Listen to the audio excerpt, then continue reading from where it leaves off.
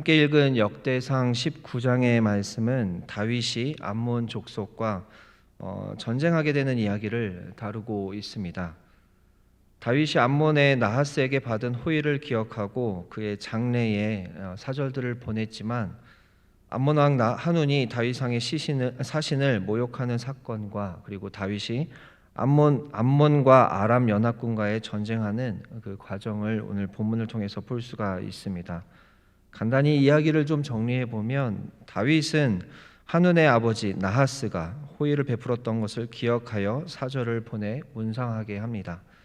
하지만 암몬한 한운과 그의 신하들은 다윗이 보낸 그 사절단을 정탐꾼으로 간주합니다. 한운이 다윗의 조문 사절단들을 잡아서 수염을 깎고 옷의 가운데를 잘라 엉덩이가 보이게 하는 수모를 안겨줍니다. 다윗이 이 소식을 듣고 돌아온 그 사신들이 부끄럽지 않도록 배려하여 여리고에 머물다가 돌아오라고 명령합니다. 하지만 다윗은 이 사건에 대해서 보복하려고 하는 기세를 보이지 않습니다. 한편 다윗의 사절단에게 수모를 준 암몬 왕 한운은 다윗과의 전쟁을 준비합니다. 돈으로 아람 사람들을 용병으로 데려와서 함께 전쟁을 하려고 합니다. 암몬과 아람의 연합군이 전쟁을 하러 나왔지만 용병이었던 아람은 도망하고 암몬도 결국 도망하게 됩니다.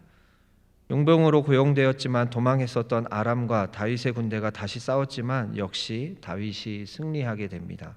돈을 받고 용병으로 나섰던 아람 군대는 암몬을 배신하고 다윗과 화친을 맺습니다. 내일 보게 되는 역대상 20장의 말씀을 보면 암몬 자손은 결국 다윗에 의해서 망하게 됩니다. 다윗이 주변 나라들을 정리하는 과정에서 암몬 왕에게는 호의로 했었던 행동이 암몬 왕 한운의 오해로 인해서 전쟁을 하고 결국 다윗이 또 승리하게 되는 이야기입니다. 오늘 이 말씀 본문을 통해서 하나님께서 주시는 두 가지 메시지를 살펴보기를 원합니다. 첫 번째는 좋은 의도가 반드시 좋은 반응으로 돌아오지 않을 수 있다라는 것입니다. 그렇지만 하나님께서 갚아주십니다. 첫 번째 메시지는 좋은 의도가 반드시 좋은 반응으로 돌아오지 않을 수 있다라는 것입니다. 그렇지만 하나님께서 그것을 갚아주신다라는 것입니다. 2절을 보면 다윗이 이르되 한운의 아버지 나하스가 전에 내게 호의를 베풀었으니 이제 내가 그의 아들 한운에게 호의를 베풀리라 하고 사절을 보내서 그의 아버지의 죽음을 문상하게 하니라 라고 기록합니다. 나하스가 다윗에게 호의를 베풀었다는 것이 구체적으로 무엇인지는 우리가 확인할 수는 없습니다.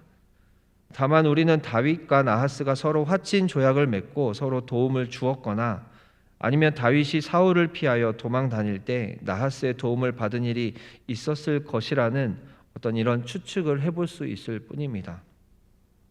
어떤 호의였는지 정확하게 아는 것도 중요하지만 분명한 것은 다윗이 진심으로 나하스의 호의를 기억하고 이것을 그의 아들 한운에게 갚아주려고 했다라는 것입니다. 다윗은 나하스의 죽음을 애도하고 그 아들을 위로하기 위해 사절단을 파견한 것입니다. 하지만 우리가 함께 말씀을 본 것처럼 이 다윗의 호의에 대해서 감사의 반응을 보이지 못하고 오히려 이 암몬 왕이었던 한운은 가장 수치스러운 그리고 모욕적인 반응을 보여줍니다. 이런 일들은 우리가 일상을 살아가면서도 참 많이 겪습니다. 좋은 마음과 좋은 의도를 가지고 친절을 베풀고 호의를 베풀어도 그에 맞는 대우를 받지 못할 때가 참 많이 있습니다. 그런 일을 경험할 때마다 이 현실에서 하나님의 백성으로 이 친절을 베풀며 살아가기가 참 만만치 않다 싶을 때가 있습니다. 좋은 의도로 누군가에게 호의를 베풀고 선의를 베푸는 것들을 그만두고 싶어지기도 합니다. 또 한편으로는 우리 모두가 연약한 사람들인지라 우리 자신이 다른 사람의 호의에 의심을 하고 경계할 때도 많다라는 것을 보게 됩니다. 대부분의 사람들이 이유 없이 오는 호의를 받을 때 먼저 상대방이 어떤 속셈으로 나에게 호의를 베푸는가 따지고 계산합니다. 그래서 오늘 본문에 등장하는 한운의 반응이 어느 정도 이해가 되기도 합니다.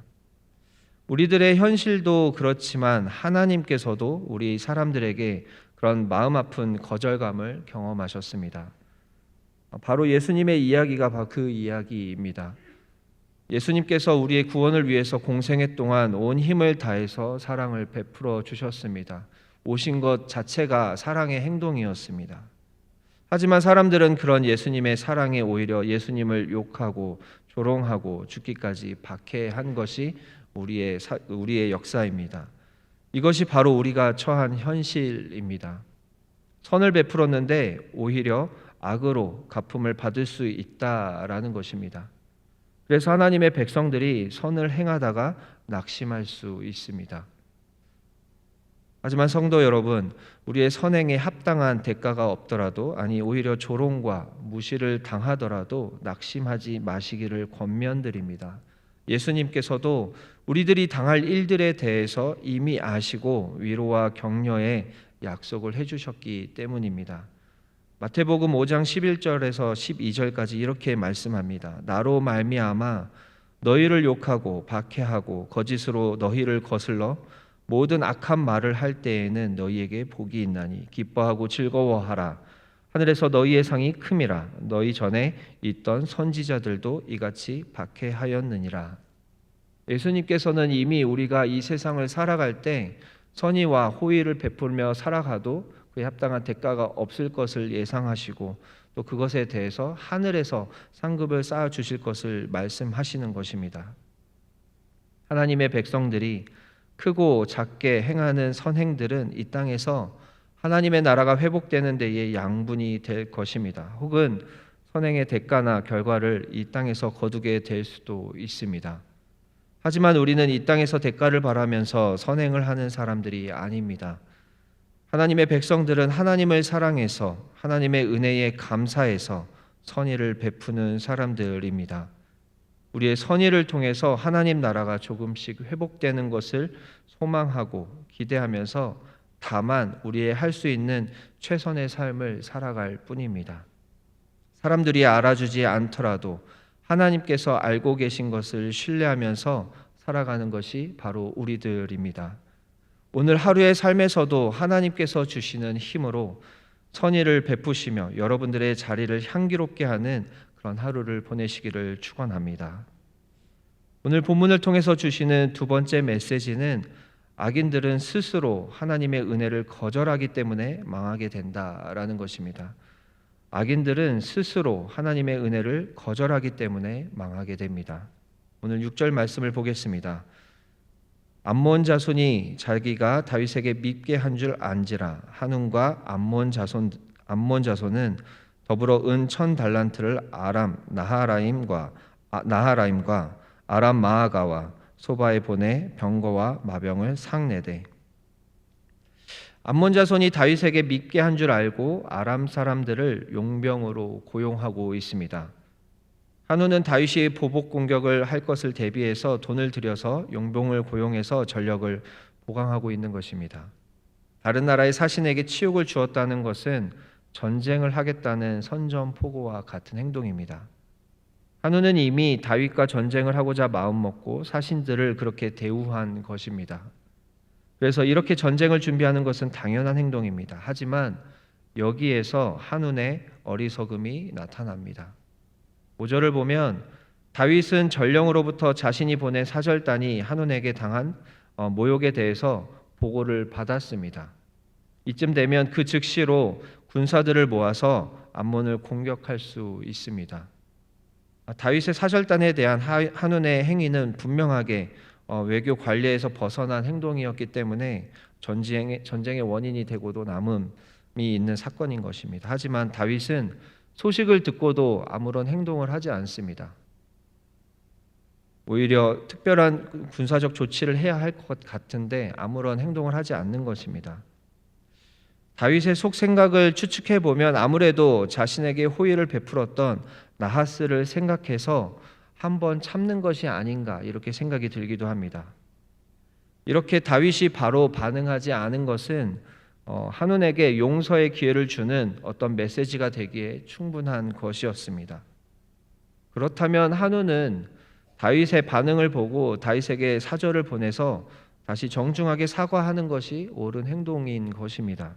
그럼에도 불구하고 그는 도리어 다윗이 아무런 군사적 조치도 취하지 않은 상황에서 아람 사람들을 고용해서 전쟁의 의도를 보입니다. 이것으로 다윗을 자극하고 결국에는 결과적으로는 나라를 망하게 하는 것입니다. 한운과 그의 나라는 다윗의 은혜가 부족해서 망한 것이 아니라 다윗과 그 은혜를 거절했기 때문에 망한 것입니다.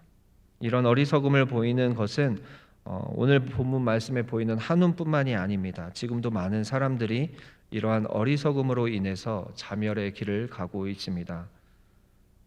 수많은 사람들이 아직도 하나님의 은혜를 알지 못하고 부정하고 의심하면서 스스로 멸망의 길을 가고 있습니다. 성경에 기록된 수많은 이야기들이 그런 사실을 보여주고 있고 또 오늘날에도 그런 사람들의 역사가 이어지고 있습니다. 성경에 처음 등장하는 사람들인 아담과 하와도 마찬가지입니다. 하나님께서 완벽하게 주신 은혜를 저버리고 결국 죄의 길로 빠져버립니다.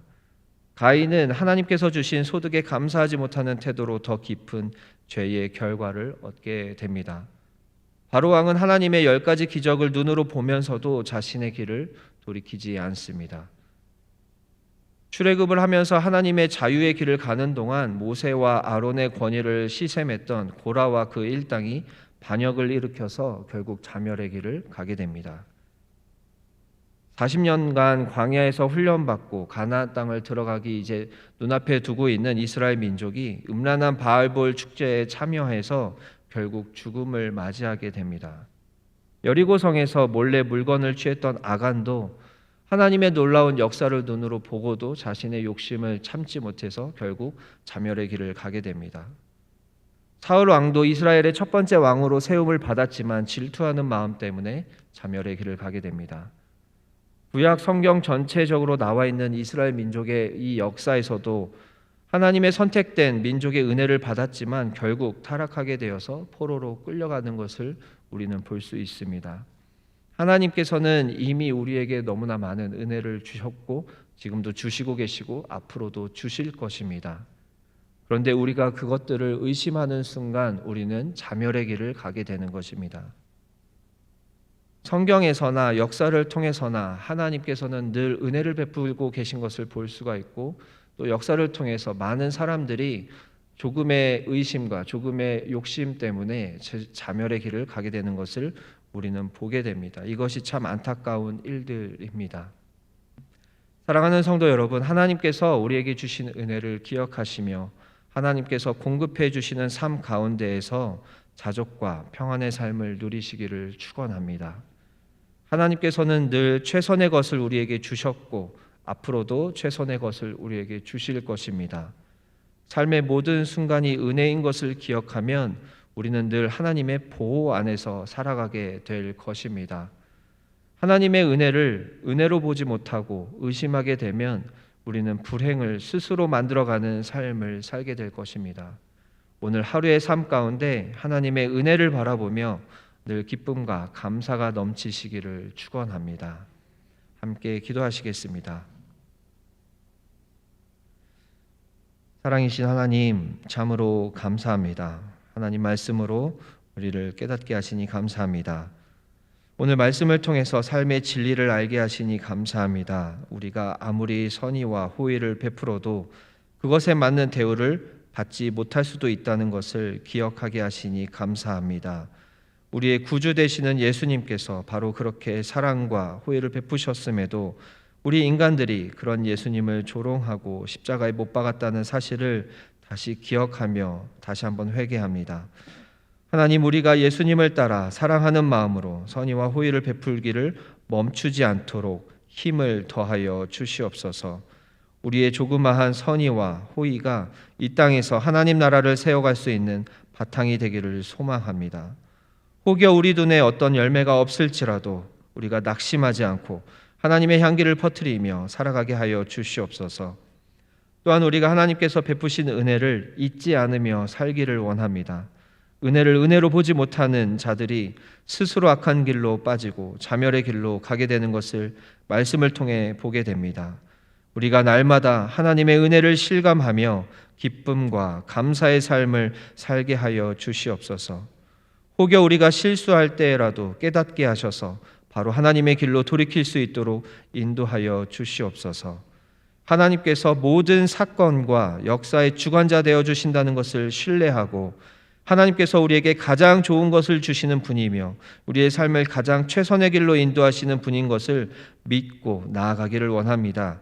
하나님, 날마다 우리에게 믿음을 더하여 주시고 하나님을 신뢰하고 지켜 보호하시는 하나님의 품 안에서 평안과 안정을 누리게 하여 주시옵소서. 우리 주님의 권속들 가운데에 여러 가지 문제를 안고 씨름하고 있는 성도들이 많이 있습니다. 간절하게 하나님께 기도하고 있습니다. 건강의 문제로 씨름하며 병마와 싸우고 그 가족들을 지켜 보호하는 그 가족들이 있습니다. 하나님, 건강의 문제를 해결하여 주시옵소서. 회복시켜 주시고 치유하여 주시옵소서. 역사하신 하나님을 경험케 하여 주시고 하나님의 살아있음을 우리가 간증할 수 있도록 인도하여 주시옵소서. 하나님, 재정의 문제로 고민하고 있는 많은 성도들이 있습니다. 하나님, 들려오는 소식들은 좋지 않습니다. 그렇지만 하나님, 우리가 하나님 때문에 그런 것들을 고민하지 않고 오히려 공급해 주시는 하나님을 경험할 수 있도록 인도해 주시옵소서. 늘 채워주시며 쓸 것을 우리에게 더 보내주시는 그 하나님을 우리가 경험케 하여 주시옵소서. 하나님, 우리에게 주신 너무나 많은 좋은 관계들이 있는데 그 관계 속에서 문제를 안고 살아가고 있는 많은 성도들이 있습니다. 하나님이 관계의 문제들을 해결하여 주시옵소서. 서로 사랑하고 용납하고 포용하는 과정 가운데에 사랑의 하나님을 우리가 경험케 하여 주시옵소서. 하나님, 우리 각자가 아마 남들에게 말할 수 없는 가정의 문제들을 가지고 있습니다. 하나님, 하나님께서 역사하여 주셔서 하나님이 가정의 주인 되어 주시고 하나님을 중심으로 이 모든 문제들이 정돈될 수 있도록 하나님 인도하여 주시옵소서. 우리 각자가 기도하는 모든 기도 제목들 가운데 역사하여 주셔서 하나님의 살아계심을 우리가 경험케 하여 주시옵소서. 또한 하나님께 돌아와야 하는 영혼들이 있다면 하나님께서 속히 돌아올 수 있도록 인도하여 주시옵소서. 하나님께서 세우신 주의 사자가 하나님 노예 사역들로 분주한 일정들을 감당하고 있습니다. 하나님께서 늘 지켜주시고 건강을 붙잡아 주시고 아론과 훌처럼 돕는 자들을 연결시켜 주시옵소서. 많은 이동 간에 안전하게 지켜주시고 언제나 어디서나 하나님의 귀한 은혜를 전달하는 은혜의 전달자가 될 수 있도록 인도하여 주시옵소서. 오늘 하루의 삶을 하나님께 맡겨드립니다. 사랑이신 예수 그리스도의 이름으로 기도드립니다. 아멘.